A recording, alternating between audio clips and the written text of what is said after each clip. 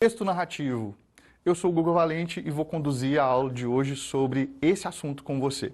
Para a gente poder entender o que é essa tipologia textual, nós vamos lá na raiz, vamos lá no verbo para compreender qual é a definição desse verbo. Acompanhe aqui comigo.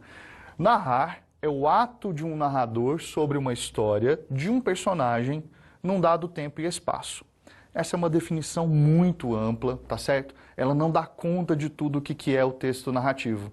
Mas o nosso objetivo aqui é tentar exatamente fazer isso, esmiuçar, tá? Então, quando a gente fala de narrar, nós estamos falando sobre uma sequência temporal e espacial recortada por um narrador, ou seja, por alguém que vai contar essa história.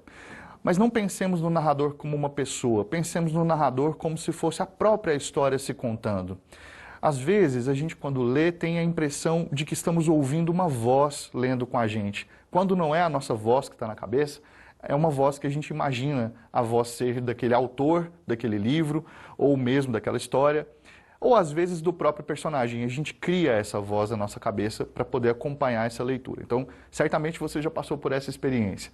E aí o que eu quero mostrar para você agora é que essa experiência da narração passa por essas etapas. O narrador é essa figura que vai conduzir a gente por dentro da história. Ele pode ou não participar da história. Mas o fato é, ele vai conduzir você dentro desse recorte espaço-temporal sobre o qual eu já falei. Para que isso aconteça, é preciso que haja também verossimilhança. Ou seja, é preciso que aquilo que esteja sendo contado seja coerente. Os fatos que foram criados ali, eles precisam ser coerentes entre si, para que você possa continuar acreditando naquilo que o narrador está falando. Ah, Guga, mas e se por acaso a história for uma história de absurdo, de coisas que são muito diferentes e que não acontecem no nosso mundo? Não tem problema. Ali, o propósito desse texto vai ser exatamente isso, quebrar a verossimilhança. Mas, em geral, o texto conduz a gente por essa coerência que precisa ser mantida ao longo do texto. Aí eu trouxe aqui alguns exemplos para a gente poder visualizar melhor como é que essa narração acontece. Dá uma olhada. Eu trouxe aqui um gênero muito comum no nosso cotidiano, que é a piada, né? Até pouco tempo atrás, se você deve se lembrar, as piadas não tinham limite nenhum, não tinham parâmetro nenhum, e a gente fazia piada sobre tudo. Algumas pessoas são saudosistas sobre esse momento. Eu já acho importante a gente repensar o nosso tempo e pensar que talvez não haja limite mesmo para a gente fazer piada, mas a gente pode pensar, por exemplo, em não tentar ofender as pessoas, né? Especialmente as pessoas que são mais atacadas nas piadas, que normalmente são as pessoas das minorias sociais. Se a gente puder evitar isso, a gente vai sair bem. Mas a gente percebe o quê? Que nesse contexto, a gente pode fazer outro tipo de piada. E o que é a piada? É uma narrativa curta que se conta ali sobre uma personagem, geralmente sobre pessoas, né? Numa determinada situação, e ali, quando está chegando ao final, há aquilo que nas tirinhas a gente chama de punchline, tá? Traduzindo, seria tipo aquela fala que é como uma porrada. É uma quebra de expectativa. O que faz a gente rir numa piada, em geral, é aquele final que surpreende a gente, que faz com que a gente não esperasse que aquilo fosse acontecer. Isso acontece no gênero piada. A gente não vai ver isso acontecer, por exemplo, no gênero causo. Não é que não possa ver no gênero causo, né? Mas é porque o causo ele remete a um contexto não necessariamente de humor, como ocorre com as piadas.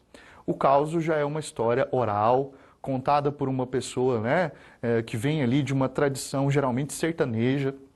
Isso remete a como as histórias eram contadas antigamente, antes da imprensa, antes de haver livros, existia ali as histórias sendo passadas oralmente para as pessoas. Então o causo remete um pouco a isso. Vamos pensar nesse ambiente sertanejo, vamos pensar nesse ambiente mais do interior, onde esses causos ocorrem. O causo está relacionado também à lenda, ele está relacionado à mentira, ele está relacionado ao exagero, e é sempre aquela historinha, né? Sobre um fato, às vezes fantasioso, às vezes exagerado, às vezes engraçado também, às vezes triste, mas é sempre nesse contexto, ou seja, essa é uma narrativa que acontece fora dos livros. É um texto narrativo que ocorre dentro do ambiente da oralidade, assim como a piada. Agora, quando a gente vai para o conto, por exemplo, a gente vai perceber que esse gênero, ele já ocorre dentro dos livros, né? Vai ser difícil uma pessoa sentar e contar, vou contar um conto para você aqui. Tudo bem, pode acontecer. mas em geral o conto está dentro do suporte livro. E mais recentemente, com a internet, né, nesses últimos 25 anos, que a internet passa a fazer parte das nossas vidas, nós começamos a lidar também com esse gênero acontecendo dentro da internet. Então muitos blogs, né, foram criados aí para que os autores pudessem escrever seus textos e se manifestar ali. A gente até viu acontecer no Twitter também, mesmo com toda aquela limitação de caracteres, microcontos acontecendo, né? Mas o microconto já é um outro gênero que precisaria de um tempo para a gente poder falar sobre ele também. Vamos pegar aqui só o conto mesmo, né? Se a gente ficar dentro do conto, nós vamos encontrar várias vertentes de contos. Tem o conto fantástico, tem o conto de ficção científica, tem o conto de terror, tem o conto de mistério, tem o conto de fadas, e aí por aí vai. Tem um monte de subgêneros dentro da perspectiva só do gênero conto, né? Pra gente ficar só nele. Aqui a gente tem o romance também, que se opõe aqui ao conto, se a gente for pensar em tamanho. Basicamente o que acontece é que o romance ele tem um desenvolvimento mais aprofundado do que o conto. Enquanto o conto tem ali uma história que tem um ápice, que tem um clímax e um desfecho, e tudo muito condensado, de modo muito curto. O romance não, o romance ele já é mais longo, ele tem vários altos e baixos, né? Ele faz uma espécie de uma ondulação, um momento de maior ação e tensão, um momento de respiro, de relaxamento, e depois lá no final a gente tem um grande clímax para um desfecho um pouco maior. Tá? Então o romance ele se difere basicamente do conto assim. É claro que a gente está falando aqui de modo muito simplificado, a gente não pode resumir os autores de literatura a esse tipo de estrutura, porque afinal de contas esses gêneros têm uma certa liberdade para poder ser recriados e para poder ser reinventados, sobretudo na perspectiva da estrutura. Então tem muitos contos que fogem a essa estrutura que a gente está falando aqui. O que há de comum em todos eles? Independente de eles serem mais contemporâneos, de, sei lá, feito no Twitter ou alguma coisa, né, feita na forma de cartas e tal. O que une tudo isso? É o fato de que todos eles contam histórias. Todos eles narram. E é isso que faz com que esses gêneros tenham algo em comum, né? Então o romance nada mais é do que uma história comprida, uma história ficcional, longa, beleza? Que vai passar por vários momentos de altos e baixos até chegar a um clímax e um desfecho. Aqui eu coloquei história de fadas. Por que você não colocou conto de fadas, Guga? Que é o mais comum. A gente ouve falar em conto de fadas. É porque quando a gente está falando de história de fadas, nós não estamos nos referindo somente ao gênero conto. Existem outras histórias que são de fadas também, como fábulas e outros tipos de narrativas, outros gêneros textuais que não só o conto. Além disso, é importante a gente frisar que uma história de fadas não precisa necessariamente ter uma fada, ok? Isso é uma coisa importante de a gente frisar aqui, porque o gênero ficou conhecido como conto de fadas, ou história de fadas, mas isso não significa necessariamente que no roteiro, no enredo, tenha que ter ali a presença dessa figura mística que é a fada, tá? É simplesmente uma história ali dentro do campo do maravilhoso, do universo fantástico, e os fatos acontecem de modo que escapam à nossa realidade também, beleza? Nós temos aqui ainda a crônica, beleza? A crônica é um gênero aí que surge, né, muito antigo, muito antes do romance contemporâneo, do romance moderno. A crônica é um tipo de registro histórico dos fatos.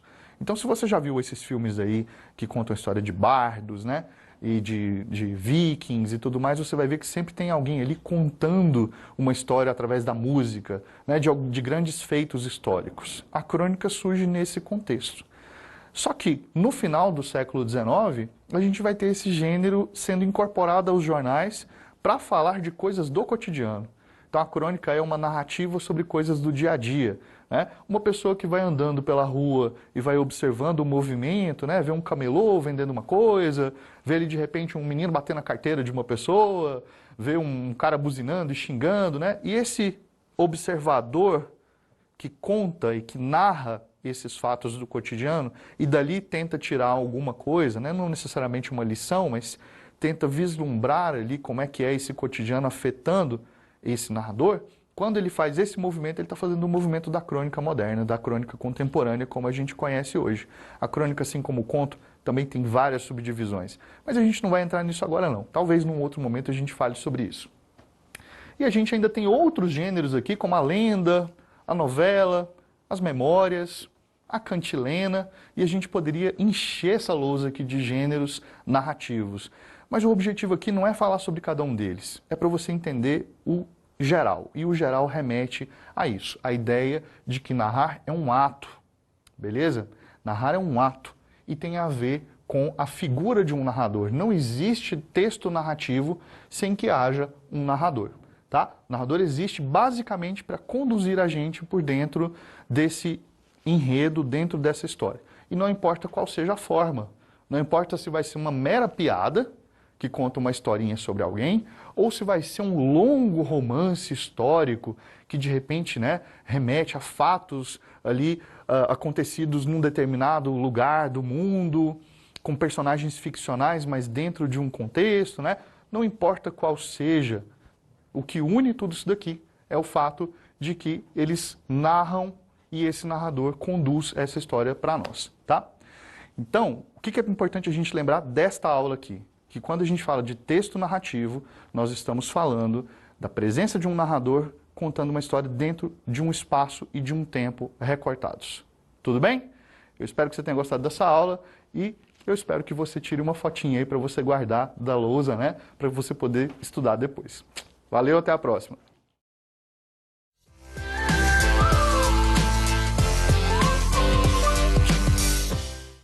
Através da cultura, conhecemos os costumes, crenças e tradições de um povo. De geração em geração,